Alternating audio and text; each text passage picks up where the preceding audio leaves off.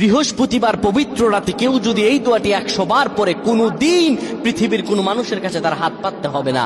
পৃথিবীর সবকিছু তার পায়ের নিচে আল্লাহ হাজির করে দিবেন। দারিদ্রতা থেকে মুক্তি দান করবেন, বিপদ আপদ থেকে মুক্তি দান করবেন, তার সম্মানকে সুউচ্চতা দান করবেন, অসুস্থতা থেকে দূরে রাখবেন। আল্লাহর অশেষ দয়া ও রহম তাকে দান করে দিবেন। সুবহানাল্লাহ। বৃহস্পতিবার রাত এটি গুরুত্বপূর্ণ রাত। এই রাত সপ্তাহে একদিন আসে। আরবিতে রাত আগে আসে, দিন পরে আসে। সুতরাং বৃহস্পতিবারের যে দিন গিয়ে রাত, এটি বৃহস্পতিবার রাত নয়, এটি শুক্রবারের রাত, এটি জুমাবারের রাত, এটি দোয়া কবুলের রাত, আল্লাহর কাছাকাছি হওয়ার রাত। সুবহানাল্লাহ।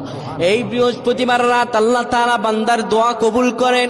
কেউ যদি বৃহস্পতিবার রাতে ঈশা নামাজের পরে পবিত্র হয়ে ইয়া হাইয়ু ইয়া হাইয়ু ইয়া হাইয়ু ইয়া রাফিয়ু ইয়া রাফিয়ু ইয়া রাফিয়ু এই দোয়াগুলো পড়তে পারে 100 বার, আল্লাহ রাব্বুল আলামিন তার মর্যাদা বৃদ্ধি করে দিবেন।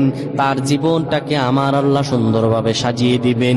বিপদ আপদ বালা মুসিবত গুলো আমার রব্বুল আলামিন দূর করে দিবে। আল্লাহুম্মা আমিন বলেন।